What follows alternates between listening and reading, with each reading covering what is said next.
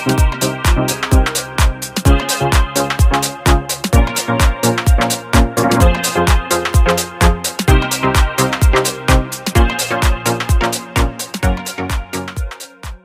Bang. Halo, waalaikumsalam.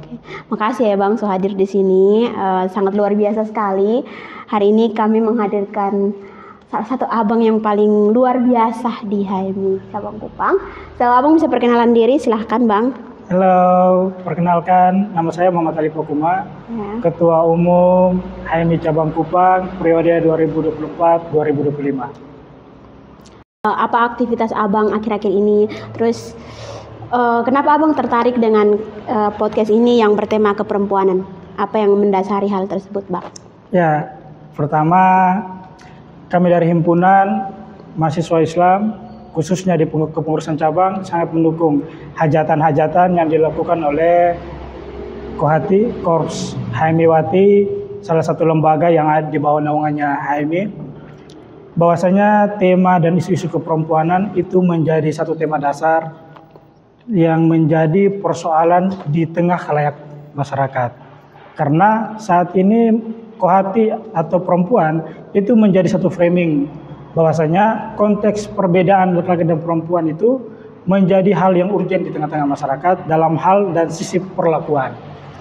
Tema-tema seperti ini harus cenderung diberikan dan disampaikan, digagas dan digaungkan sebagai satu nilai edukasi bahwasanya konteks perempuan dan laki-laki itu tidak mengalami hal diskriminasi baik dari segi perlakuan dan sikap keseharian. Iya, sepakat banget Abang, karena maksudnya di tengah era ini yang orang-orang makin gencar-gencarnya teriak-teriak tidak keadilan, supaya semua orang paham kalau memang perempuan tuh berpikirnya seperti apa, laki-laki cara berpikirnya seperti apa, dan semua orang aware bahwa pentingnya perempuan dalam menyuarakan apa yang mereka rasakan, kemudian laki-laki juga bisa paham dan perempuan juga bisa paham dengan dirinya mereka sendiri. Pokoknya podcast ini tuh bertujuan buat laki-laki maupun perempuan, tidak ada gender yang membatasi itu, paham kalau konteks kesehatan, kemudian pekerjaan, posisi di masyarakat, bagaimana masyarakat memandang perempuan itu bisa setara dengan laki-laki secara kesempatan, opportunity di masyarakat. Kalau secara biologis otomatis perempuan dan laki-laki tentu kita bisa melihat secara fisik berbeda ataupun secara biologis ya Bang. Abang pernah nggak sih merasakan diskriminasi ataupun Abang melihat diskriminasi terhadap perempuan di luar sana? Ya, pastinya dalam konteks kehidupan sehari-hari pasti wacana diskriminasi itu pasti ada. Jika ditanyakan dia mengarah pada apakah dalam konteks kehidupan sehari-hari diskriminasi itu terdapat, pastinya ada. Namun konteks diskriminasi itu ini tidak bisa kita lihat sebagai bahan pembicilan terhadap perempuan itu sendiri. Diskriminasi yang coba diberikan itu perempuan harus mengambil sebagai satu nilai positif untuk memperkaya bahwasanya kita perempuan harus lebih kuat, perempuan harus lebih mampu. Dalam artian jika kita kontekskan kemampuan laki-laki dan perempuan itu dari segi akademis, maka perempuan juga harus qualified. Bahwasanya mereka harus kalau pendidikan, kalau berkaitan dengan strata pendidikan mereka harus lebih tinggi dari laki-laki. Kesempatan, kesamaan, setara kesempatan itu harus diberikan baik itu laki-laki dan perempuan. Maka hal-hal seperti ini, seperti podcast yang teman-teman bicarakan berkaitan dengan keperempuanan itu harus senantiasa dan sering dilakukan supaya menjadi nilai edukasi. Apalagi untuk teman-teman sebagai mahasiswa, hal-hal seperti ini harus teman-teman terlibat langsung di tengah-tengah masyarakat, bukan untuk bicara bahwa teman-teman sebagai seorang mahasiswa, tapi teman-teman sebagai seorang perempuan. Bahwasanya kami perempuan, kami mampu menjadi mahasiswa. Hal itu yang harus teman-teman berikan sebagai nilai edukasi dan nilai positif. Bahwasanya perempuan dan laki-laki itu dia tidak hidup dalam perbedaan. Namun perempuan dan laki-laki itu dia hidup dalam bersamaan atau dalam kesamaan. Perempuan itu ibarat baju untuk seorang laki-laki. Dia dikatakan sebagai baju itu dia hadir untuk menutupi kekurangan-kekurangan laki-laki, sekaligus dia hadir sebagai baju itu untuk melengkapi laki-laki. Karena dalam konteks sosial perjalanan laki-laki itu tidak bisa dipungkiri bahwasanya kuatnya seorang laki-laki itu tergantung ada sokongan perempuan di belakangnya. konteks perempuan di belakang itu bukan berarti perempuan itu tertinggal, bukan. Tapi perempuan itu sebagai motivasi, perempuan itu sebagai dorongan, perempuan itu sebagai semangat. Bahwasanya perjalanan laki-laki ke depan itu senantiasa ada perempuan yang harus dia jaga, dia rawat, kan seperti itu. Iya bang, tapi misalnya kalau konteksnya seperti itu, apakah perempuan itu di belakang saja, abang? Misalnya tidakkah kita katakan bahwa perempuan dan laki-laki itu bisa saling mendukung berjalan bersamaan? Kenapa tidak sebatas? Kenapa harus di belakang mendukung laki-laki? Gimana tanggapan abang?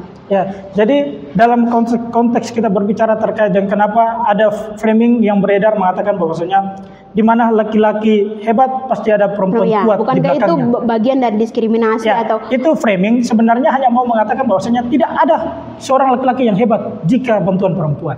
Itu framing sebagai satu kekayaan terhadap perempuan yang mengatakan bahwasanya siapapun dia seorang laki-laki, jika dia merasa hebat pasti ada campur tangan perempuan di dalamnya. Itu harus menjadi satu kebanggaan untuk perempuan sebagai nilai plus sekaligus sebagai langkah awal perempuan mau menunjukkan bahwasanya antara laki-laki dan perempuan itu sebenarnya perempuan lebih hebat. Karena tidak mungkin ada kehebatan tanpa ada perempuan. Jika kita bicara itu dalam konteks kehamilan, ada satu pemateri HMI yang bagi kami cukup kita jadikan patokan dan sandaran untuk kita bicara perempuan dan laki-laki.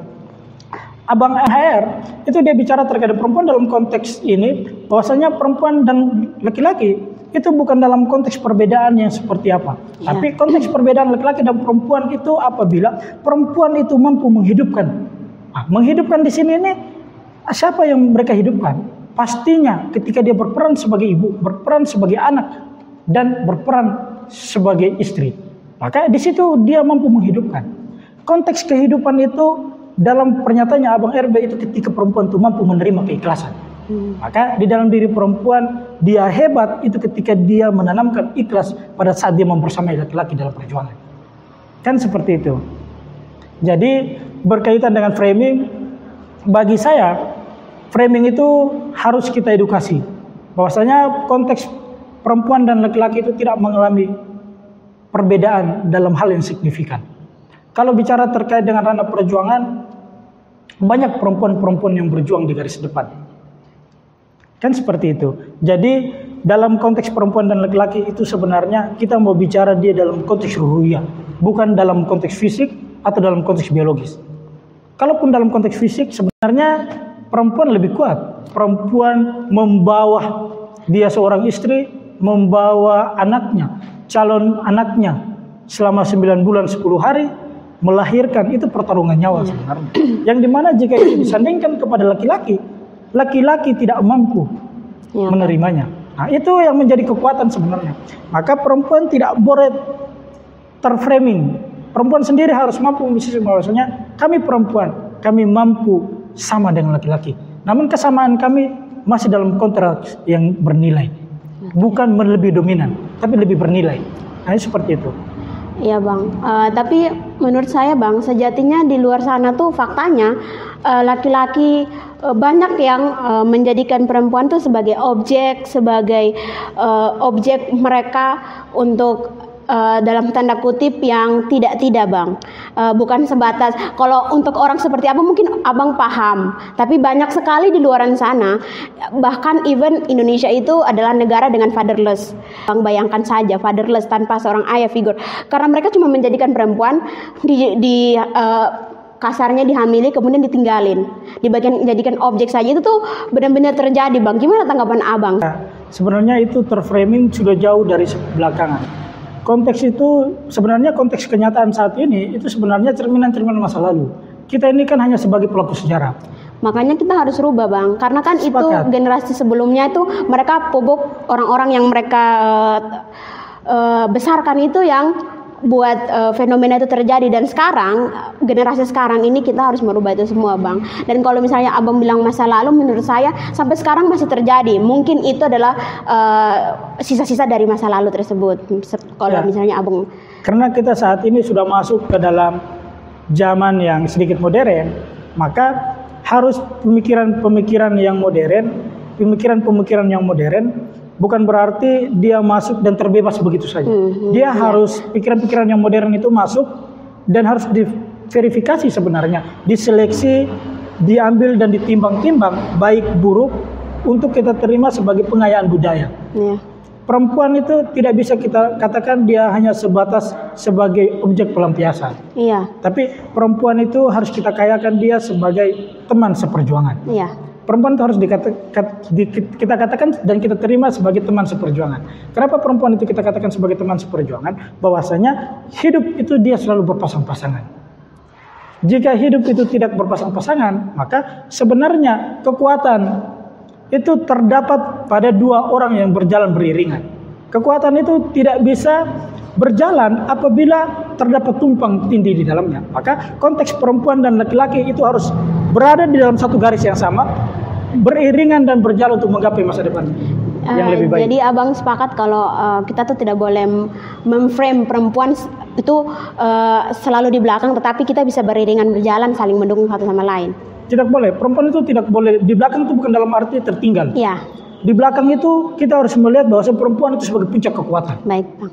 Puncak pendorong, puncak penyemangat.